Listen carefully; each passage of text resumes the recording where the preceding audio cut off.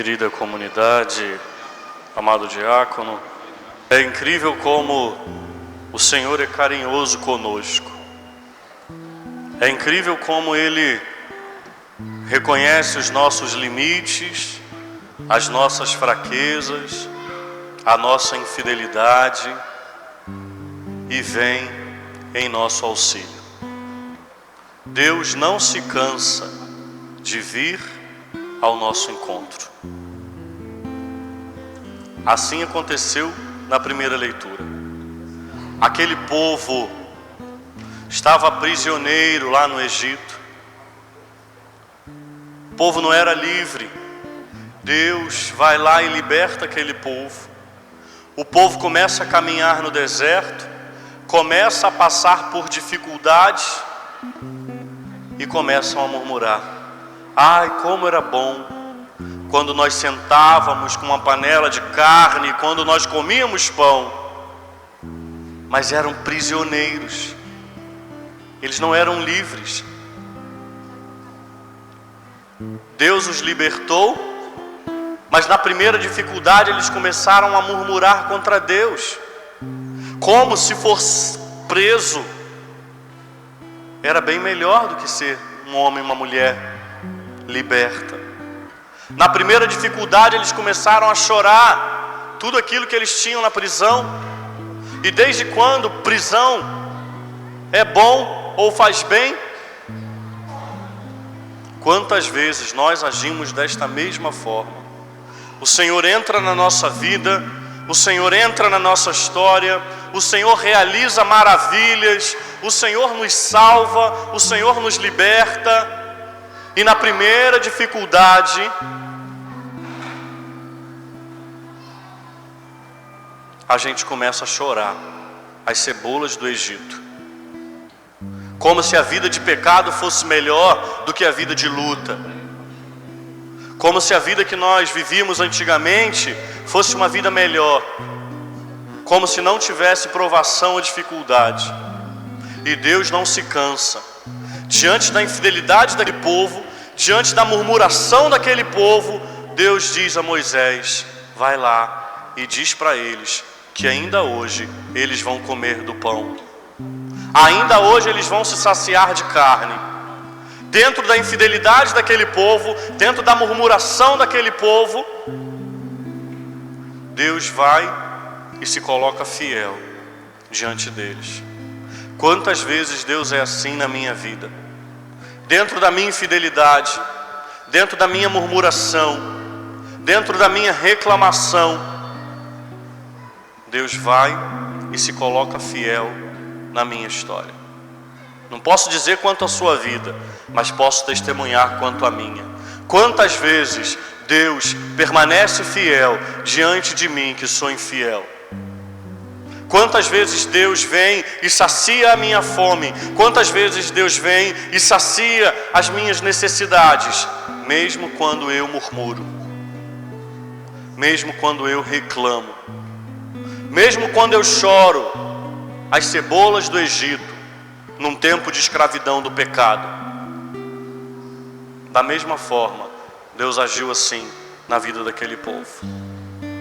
A segunda leitura nos convida a uma vida nova daqueles que estão no Cristo Jesus. Mas antes de tocarmos na segunda leitura, o Evangelho é a continuação, alguns versículos depois do Evangelho de domingo passado. Domingo passado, o Senhor Jesus vê aquele povo faminto e multiplica o pão e o peixe. O Senhor dá de comer aquelas pessoas. No Evangelho de hoje, o Senhor se retira daquele lugar onde Ele multiplicou o pão e o peixe. O Senhor se retira daquele lugar, e quando aquela multidão se toca que Jesus não estava mais ali, eles vão atrás de Jesus. Quando encontram o Senhor, eles ainda questionam o Senhor: como é que o Senhor chegou aqui? E aí Jesus, muito sábio, diz: vocês não estão atrás de mim, porque viram os sinais. Vocês estão atrás de mim porque eu dei pão, porque vocês comeram. Vocês estão atrás de mim só por isso. Vocês não vieram atrás de mim pelos sinais messiânicos que eu dei. Vocês vieram atrás de mim porque vocês comeram pão e comeram o quanto quiseram. Me desculpa, povo interesseiro.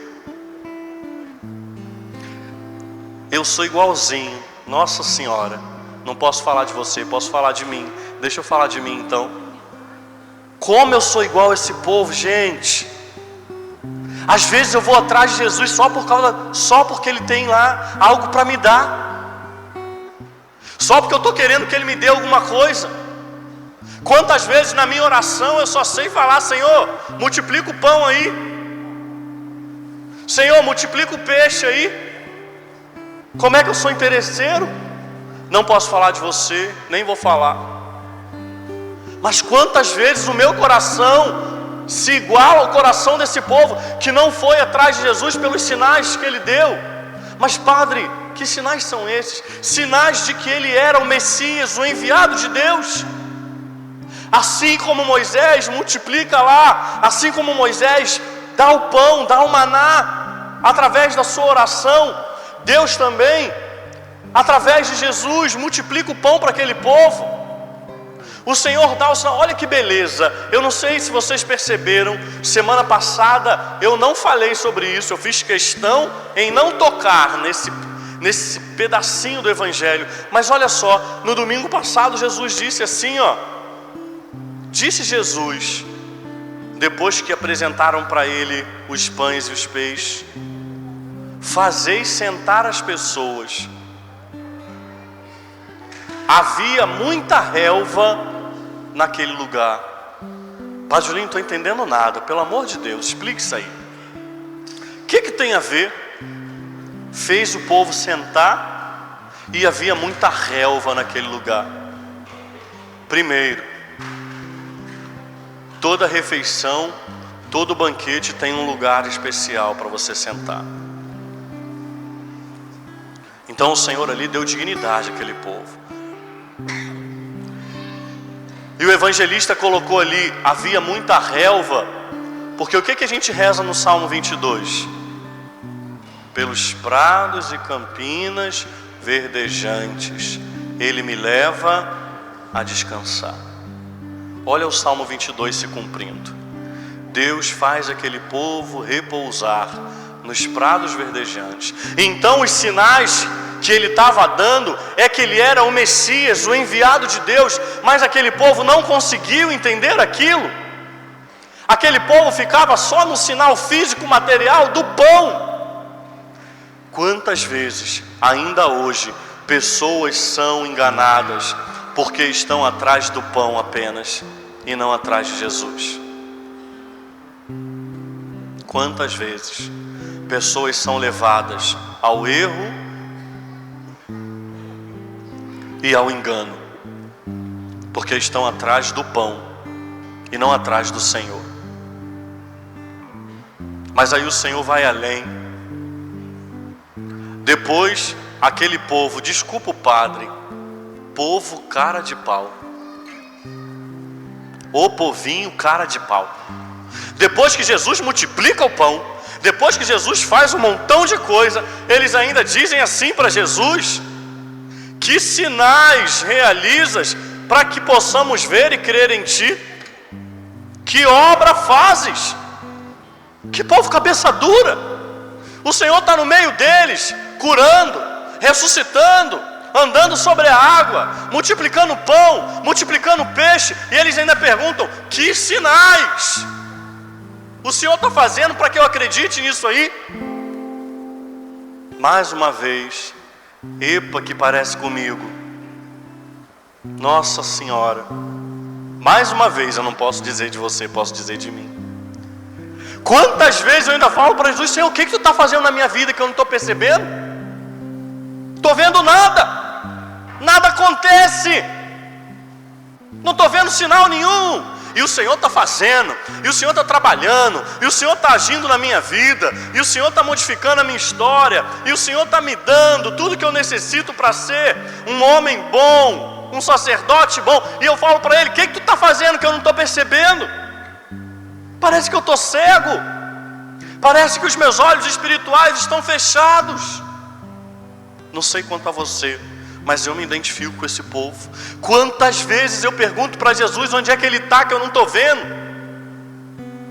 Quantas vezes eu falo: Senhor, cadê o milagre? Cadê você? Quantas vezes eu me pareço com esse povo? Só que o Senhor vai muito além. Quando eles perguntam isso, eles queriam que o Senhor fizesse mais alguma coisa. Então o Senhor faz 3 revelações para aquele povo, que eles ficam estarrecidos. Primeiro, Jesus diz: o pão que Moisés deu não é o pão do céu. Acaba com aquela história. O pão que Moisés deu não é o pão do céu. É só um pão que sacia a fome física. O pão que o Pai que está no céu dá, este sim é o pão do céu. E aí depois ele faz a última revelação, que aquele povo fica impressionado: eu sou o pão vivo descido do céu. E aí aquele povo fala: Senhor, então me dá desse pão. Mas eles ainda não estavam entendendo que o Senhor era o pão descido do céu, aquele pão que Deus dá e que sacia a nossa fome de eternidade. Eu sou o pão vivo descido do céu. Primeiro, como eu pregava domingo passado, primeiro o Senhor deu o pão físico, primeiro o Senhor multiplicou o pão, e depois Ele deu de si, Eucaristia. Ele é o pão vivo descido do céu. Ele ultrapassou tudo aquilo que aquele povo esperava. Primeiro Ele deu só o pão, mas Ele falou: só isso não basta, eu vou dar de mim. Eucaristia, o pão vivo descido do céu. E assim concluo essa homilia. Hoje, ainda hoje, nós temos este pão vivo descido do céu. Todas as vezes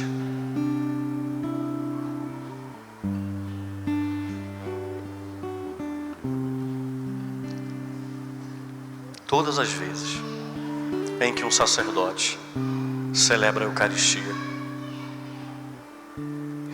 eu não sei onde Deus estava com a cabeça para escolher homens, mas foi homens que Ele escolheu para que hoje nós tivéssemos este mesmo pão vivo descido do céu. Por isso, hoje é o dia do Padre, não porque eu sou, porque dentre todos o mais miserável, não porque eu sou, mas por isso hoje é o dia de rezar pelos padres. Os padres que passaram pela nossa vida, os padres que nos batizaram, que abriram a porta do céu para nós e falaram assim: ó, entra que a casa é tua. Os padres que nos deram a primeira comunhão, os padres que nos confessaram. Quantos padres, todo mundo aqui, ó, ouso dizer, tem a vida marcada por um padre. Talvez você nem lembre o nome do padre que te batizou, mas ele te batizou. Por isso hoje nós oramos pelos padres. Muito mais do que um dia festivo, é um dia de intensa oração. Porque em cada altar, em cada missa, todas as vezes em que o Padre impõe as mãos, o pão vivo descido do céu se nos é oferecido. O mesmo pão que o Senhor disse lá naquela ceia derradeira: isto é o meu corpo, isto é o meu sangue. Que você hoje tire um pedacinho do seu dia para orar por estes padres que passaram pela sua vida. Que você agradeça a Deus pela vida deles. Homens de carne e osso, com medos, com anseios, com quedas, com misérias, mas com alegrias. Homens doados, dedicados, que dentro de cada limitação, porque nós somos homens, dentro das nossas limitações, nos ofertamos, nos fazemos Eucaristia. É isso que eu faço por vocês. Isto é o meu corpo, que é dado por vós. O sacerdote é o sacrifício de um homem, não é um homem sacrificado. O sacerdote é o sacrifício de um homem que se oferta inteiro, de corpo e alma, por vocês. Então que nesse instantezinho de silêncio que nós vamos fazer, hoje você não ora por você não, mas eu te convido a orar por estes sacerdotes que já passaram pela sua vida, que marcaram a tua alma com um selo indelével do batismo, que te confessaram, que te acompanharam. E se porventura algum sacerdote algum dia lhe tenha ferido, magoado, se eu algum dia lhe feri ou magoei, em nome de todos os meus irmãos, eu te peço perdão. Somos homens falhos, de carne e osso, mas que queremos viver e ser Eucaristia. Que você nos perdoe por todo e qualquer mal que tenhamos causado, porque a nossa intenção era só ser Eucaristia.